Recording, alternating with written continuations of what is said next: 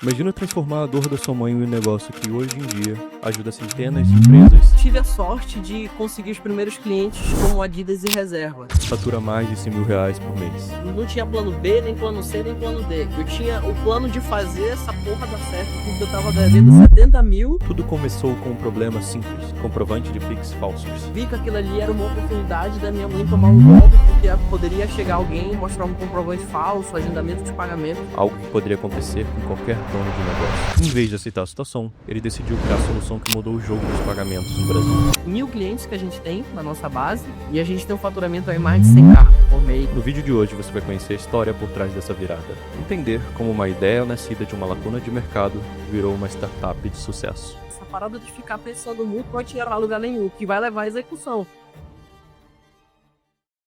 Bem-vindo ao canal, Yuri. Me conte um pouco sobre você e como você começou a sua empresa. Prazer, meu nome é Yuri, eu sou fundador da Valida Pix, da Valida Pay, tenho 27 anos, sou do interior do Pará, sou de Capanema, saí ali com 16 anos para fazer faculdade de engenharia. Ali com 6 meses fazendo engenharia, eu sempre queria um estágio, mas não conseguia, eu ia de porta em porta, em obra para conseguir um estágio. Acabou que eu tive a sorte de conseguir um trabalho numa obra, então nessa obra eu fiquei por 3 anos, então entrei lá, com 6 meses já era líder de todos os estagiários. Depois fiquei responsável pela obra, então a gente levantou um prédio ali da fundação até o 32º andar, o Barrelete. E depois eu passei num processo seletivo da Raizen. Para quem não sabe o que é Raizen, é uma fusão de Cosan e Shell. Tornei supervisor de base, da base de Belém, a gente abastecia todos os postos Shell. Pedi para sair porque um amigo me chamou para empreender em Manaus, porque o pai dele tinha uma distribuidora de ovos. E ele falou assim: Yuri, aqui em Manaus tem oportunidade para vender farinha, né? No Pará, o paraense tem muito costume de comer farinha de mandioca. E eu nem falei pra minha mãe, eu acho que era o maior orgulho da minha mãe de ter passado numa multinacional. Eu saí da Raizen, não avisei minha mãe e fui embora pra Manaus com 20 sacos de farinha. Passei 3 meses em Manaus, tava morando lá. A gente começou vendendo farinha, depois começou a vender camarão. Só sei que no final deu tudo errado. Acabei voltando pra casa dos meus pais. Passei 1 ano morando com os meus pais. E acabou que minha mãe tem uma empresa, comércio, um mercadinho local mesmo, de bairro. E minha mãe sempre, quando precisava,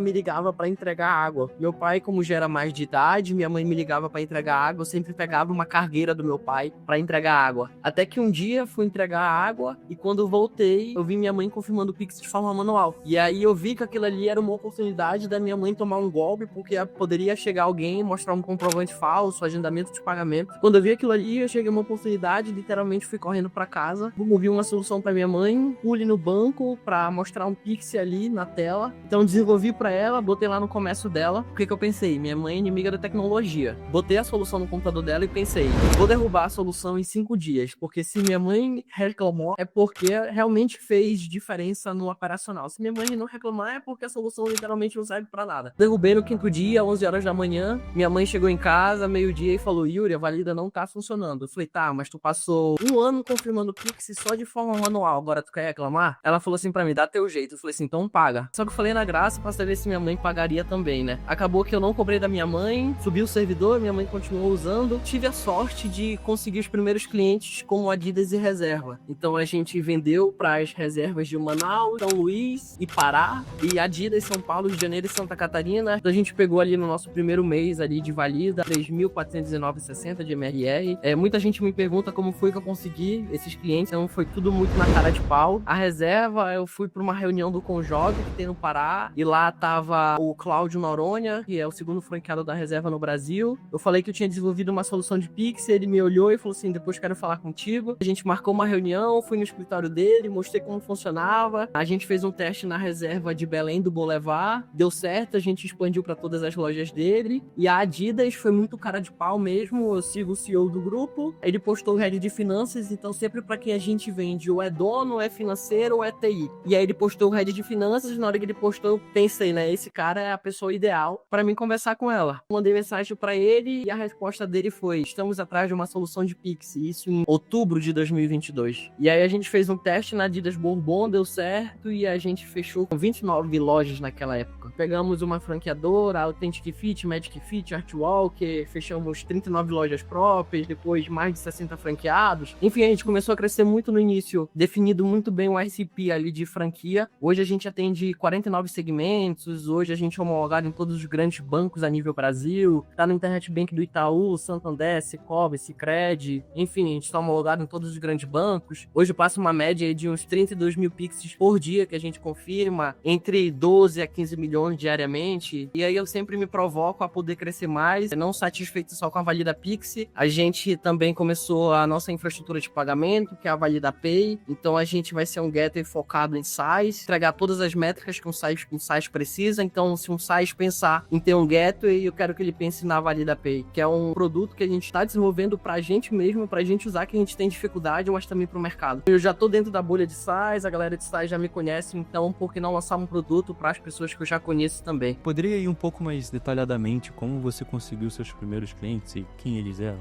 Quando a maioria das pessoas começam SaaS, pelo menos falando de SaaS, que é o que eu vivo hoje, querem vender para todo mundo. Então eu conheci uma pessoa que ela falou que estava desenvolvendo um software para MEI. Aí eu fui e perguntei, MEI é muito grande. Dentro da bolha MEI, quem é o MEI que tu quer vender? É padaria, sorveteria, é lanchonete? E ele falou assim, não, para todo mundo. Então acho que quando tu tá começando, quando tu quer vender para todo mundo, tu não acaba vendendo para ninguém. Eu comecei a Valida Pix pro mercado de bairro, que era a minha mãe. Hoje é muito fácil falar, mas naquela época eu não sabia, mas a gente vai muito no modelo War, né? Tu ganha um pedacinho da cidade, depois tu pega um bairro, depois tu pega a cidade. Só que o que eu entendi, vendendo tecnologia, é que a minha mãe só começou por causa de mim. Com certeza, se fosse outra pessoa, ela não usaria, porque precisava fazer integração com o banco dela. E ela nunca ia disponibilizar isso. Eu fui em clientes iguais à minha mãe. E quando eu fui em clientes igual à minha mãe, eu sempre tive a mesma barreira de entrada, né? Integração, da pessoa achar que eu ia ter acesso à conta bancária dela. E no final era só uma API de recebimento de Pix. E o que eu pensei? Eu acho que na capital as pessoas são mais abertas à tecnologia, só que naquela época eu também estava quebrado. E o que eu pensei? Eu preciso vender para um segmento que tenha capilaridade. E acabou que eu pensei no segmento realmente de franquia. Eu não sabia, mas um franqueado hoje dificilmente tem uma loja. Ele tem que ter pelo menos 4 lojas para realmente ganhar dinheiro. Eu sempre digo que é time e sorte de Deus. Eu acho que tudo tinha que acontecer naquele momento, eu tinha que quebrar, eu tinha que ver o problema da minha mãe, eu tinha que desenvolver a Valida, eu tinha que ir para Belém, que naquele dia tá o Cláudio para ele me ver. É um jogo tanto de pontos que hoje eu consigo enxergar que se ligaram. Quando se pensa em cliente, tentar desenvolver algo, tu consiga resolver uma dor em específico, sabe? Porque quando a gente começa, a gente pensa na dor, a gente quer resolver a dor, só que a gente também não pensa em como é que vai ser esse processo da pessoa usar todo dia ou não a tua solução. Quando eu digo isso é porque é muito fácil pensar na dor, desenvolver o produto, só que depois tu já começa a vender, tu tem um problema de churn. Então assim, acho que se eu fosse pensar hoje, se eu tivesse desenvolvendo o size para quem eu venderia, acho que eu conversaria o máximo que eu pudesse com um empresário ou com pessoas que querem comprar minha solução, do segmento que eu vou resolver a dor, mas acima de tudo, pelo menos B2B, minha visão, o cara que quer começar B2B é porta a porta, e isso eu posso estar muito enviesado na minha visão, porque eu comecei dessa forma e deu certo. Eu ainda morava em Capanema, mas pelo menos 2 vezes no mês eu ia pra Belém, ia pro shopping, e eu saía de porta em porta, em cada loja de shopping, Boulevard, no Pátio Belém, no Parque Shopping, eu bati em todas as lojas desses shoppings para vender, para conversar, para entender se tinha dor. E aí eu entendi que quando eu chegava para vender, o cliente da loja, ele já tinha o problema dele resolvido no POS, ali no display de balcão. A pessoa chega, aponta para um QR Code da maquininha de cartão, pagou, saiu pro cupom fiscal, acabou, tá resolvido o problema. E aí eu comecei a identificar uma dor que era a venda no WhatsApp. Por quê? O cara já tem tudo redondo no operacional dele da franquia. Só que a venda no WhatsApp? Como é que faz para confirmar esse pagamento, sendo que o cliente está na casa dele, quer pagar com Pix, manda um comprovante para a loja não consegue confirmar, manda mensagem no grupo de WhatsApp, e aí o dono precisa confirmar, mas vamos imaginar que é 6 horas da noite de uma sexta-feira, ou sábado e domingo, que esse empresário tá com a família dele, o financeiro não tá trabalhando, e quem vai confirmar esse pagamento? Só que aí o cara tem 4 lojas. E normalmente uma franquia vende ali de 2 a 3 Pixes pelo WhatsApp. Então se a gente pegar 4 vezes 3 é 12. Então são 12 Pixes todos os dias que precisa confirmar. E aí, quem confirma? Então no final eu entendi que a gente é uma camada de segurança contra golpes, só que eu sou muito mais do que isso. A gente vende tempo pro empresário, que ele não consegue confirmar esse pagamento, mas também a gente vende segurança, porque no final eu vendo essa segurança para garantir pro financeiro que o dinheiro tá na conta e eu consigo entregar no final do dia uma conciliação bancária. Então eu digo que a Valida Pix é essa camada de segurança porque é muito mais fácil vender dessa forma, só que depois eu vou aprofundando várias camadas. Eu consigo, dos 49 segmentos que a gente atende, eu consigo dizer que o nosso valor pro posto de gasolina é traquear um pagamento ali de cada colaborador, ou o posto de gasolina já tem tudo resolvido, mas às vezes está vindo um caminhão na estrada que vai chegar na pista, que quer abastecer, mas a empresa que faz um Pix, o frentista não consegue confirmar. Então até de uma farmácia de manipulação que tem um call center com 40 vendedores e não consegue traquear o pagamento por vendedor. O maior valor para mim da Valida Pix no início foi o porta a porta. Foi conversar com o empresário, foi falar com o gerente, foi falar com o caixa, foi falar com o vendedor, entender o que a gente resolvia realmente para a ponta final. Quando eu entendi realmente o que eu vendia para a ponta final, eu consegui mudar meu argumento e falar, eu vou te entregar isso. Eu vendia a Valida Pix, ela é uma retail tech focada em soluções para o varejo. Era um discurso assim grande que eu não conseguia ser muito específico. E no momento que eu falo que eu sou uma camada de segurança contra golpes, o empresário que já tomou o golpe, ele se identifica com isso. Opa, então tu consegue me ajudar. Então acho que no final é muito mais ser específico, conseguir crescer no segmento, depois que tu cresceu nele, cara, tu consegue abranger. Em média, vocês processam de 12 a 15 milhões de reais diariamente em Pix. Quanto de clientes precisa para alcançar esse resultado? E mais, em média, quanto que a Valida está faturando mensalmente? Depende muito de cada segmento, né? Então, tem desde segmento que a gente atende franquia, que a gente representa ali 7 a 12% do faturamento de uma franquia, a de vendas no WhatsApp, capturar pagamento, pegar essa informação via API do banco, de posto de gasolina, que a gente atende rede de postos, que movimenta uma média em cada posto de 2 milhões por mês em cada posto. Então, só em posto, numa rede, a gente é responsável por toda a operação de Pix deles, que no mês ali vai 12 a 12 milhões e meio só de Pix que a gente confirma. Então, isso depende muito de cada segmento. Pra gente fazer isso mês, é uma média de 1.000 clientes que a gente tem na nossa base, e a gente tem um faturamento aí mais de 100k por mês de MRR, né? Com churn aí de menos de 0,5% ao mês nosso. Agora a gente conseguiu construir nossa geração de demanda, então tudo antes era via outbound, agora é inbound. Isso varia muito, né?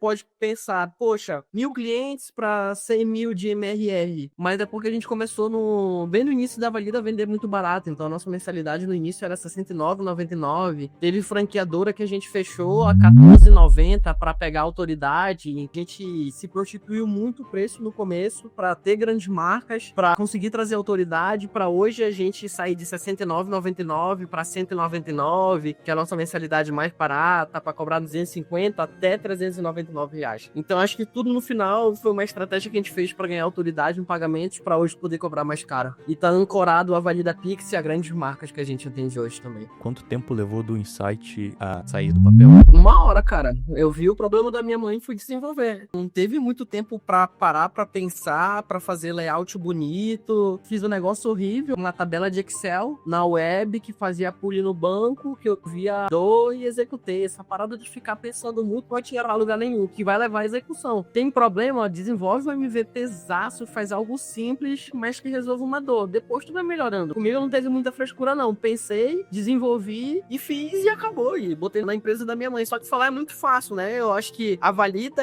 é uma das várias soluções que eu tentei. Então, é fácil falar que, é só executei e acabou, mas se olhar pra trás, eu tentei fazer milhões de coisas que vários deram errado. A Valida só foi mais um projeto dos vários que eu tentei que realmente deu certo. Sabe me dizer um momento chave que o negócio virou ali e você viu que ia dar certo? Na verdade, essa parada de achar que dá certo é porque tu não confia no que tu tá desenvolvendo. Pelo menos é o que eu acho. Então, assim, eu não tinha plano A, não tinha plano B, nem plano C, nem plano D. Eu tinha o plano de fazer essa porra dar certo, porque eu tava devendo 70 mil. Eu tinha construído algo que no primeiro mês eu tinha vendido 3.419,60. Então, assim, eu não tinha opção. Eu só tinha que executar e me lascar mesmo no começo. Bater de porta em porta. Então, assim, na minha visão, não foi virada de chave, não. Acho que a virada de chave, eu sempre falo que a necessidade era a mãe das invenções. Eu tinha necessidade de pagar a conta. Quando eu tava quebrado, eu não tinha 20 reais pra comprar o lanche. O que eu precisava fazer, velho, era tirar aquele peso mental que eu tinha de estar devendo, de estar lascado, de não estar querendo morar com os meus pais, de crescer, e só dependia de mim. Pra mim, a virada de chave foi a necessidade que eu tive e a wait. Porque se eu não tivesse essa dívida, será que eu estaria conversando contigo hoje? Teve alguma campanha de marketing que superou as expectativas, que deu muito certo? Não, a gente está em fase ainda de campanha de marketing. Então, a gente começou inbound realmente ali em julho. A gente investiu 1.500, retornou 600. Depois, em agosto, a gente investiu 2.600, gente retornou 3 de alguma coisa. Agosto a gente investiu 5. Esse mês a gente vai investir 10 mil. Vender pagamentos ainda mais com ads é algo um pouco complexo, sabe? Então é algo que a gente está descobrindo muito. Então a pessoa que falou que deu certo em ads, B2B com pagamentos, eu queria conversar com essa pessoa e conhecer essa pessoa também. Eu seria uma pessoa mentirosa se falasse que alguma campanha de marketing deu certo, porque a gente ainda tá tentando. Qual conselho você daria para quem tá lançando um SaaS agora?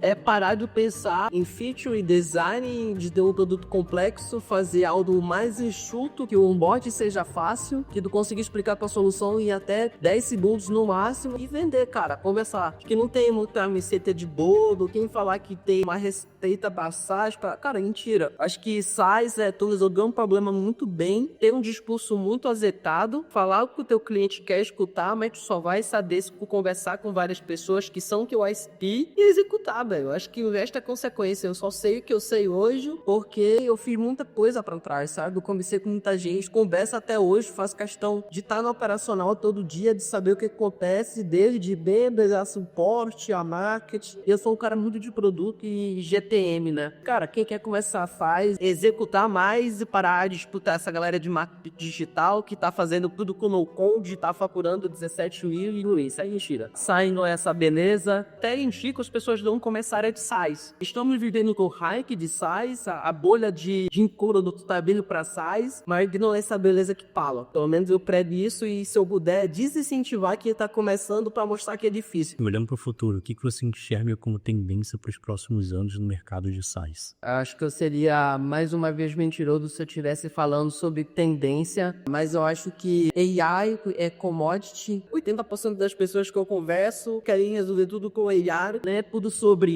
AI, sabe? É como tu pega uma commodity e tu gera valor em cima de uma commodity. Um exemplo que eu posso dar de uma pessoa próxima, que até cliente nosso, ele tem AI na solução dele, traz um dos cores AI, mas ele tem uma solução de fazer cobrança. Para quem não sabe, o segmento de cobrança normalmente é call center, gente ligando, ligação hoje tem uma taxa de abertura tão grande quanto o WhatsApp, e através de AI, ele desenvolveu uma solução que ele faz cobrança de inadimplência através do WhatsApp, onde tem uma taxa de abertura de 98%. Então, no final, é muito mais sobre AI, né? No final, ele pegou uma dor que ele já havia e transformou isso por AI. Então, é sempre pensar que a AI é a commodity. Como que vai resolver talvez o problema final, mas não só pensar em coisas simples. Porque, no final, a OpenAI, grande facilitadora, pode matar a solução. Eu utilizo bastante a comunidade do SaaS. Todo dia eu tô lá, acompanho tudo que tá acontecendo. É muito bacana essa sua iniciativa de ter criado. E eu gostaria de perguntar pra você, de onde surgiu essa ideia de criar a comunidade? Saí do Pará e morar para São Paulo, e o grande problema era que eu queria conversar com outras pessoas que tinham SaaS. Eu não conhecia ninguém. São Paulo é uma cidade muito pequena, dificilmente alguém vai chegar e vai falar: ei, vem aqui para casa, bora juntar uma galera, bora começar. Não é isso, São Paulo. Todo mundo quer estar no seu ponto. E eu pensei, vou tentar compartilhar minha vida, o que eu vivo, o que eu faço e o que eu já tô fazendo há 2 anos, e ver se eu encontro outras pessoas. Então até nos meus primeiros vídeos eu nem tinha comunidade. Eu achava que ninguém ia me escutar, então acabou que eu peguei o fone, soltei lá na descrição. Eu tive a sorte de ter um vídeo que deu muito bom. No meu 4º vídeo tinha 300 pessoas interessadas em entrar. Então o que eu pensei, vou falar sobre o que eu vi de SaaS, mas aqui eu não vou vender nada no canal do YouTube. O foco realmente é falar o que eu aprendo, é dizer o que eu fiz, o que deu errado, o que deu certo, o que eu fazer pra frente. Não é do falei, olha, muito mais sobre educar do que vender. Pra mim o YouTube é isso. Gostaria de dizer também que foi uma ótima entrevista. Você é um cara diferenciado, é difícil de ver isso, você é muito diferenciado e é sincero, que realmente está faltando hoje em dia. Tá de parabéns, viu?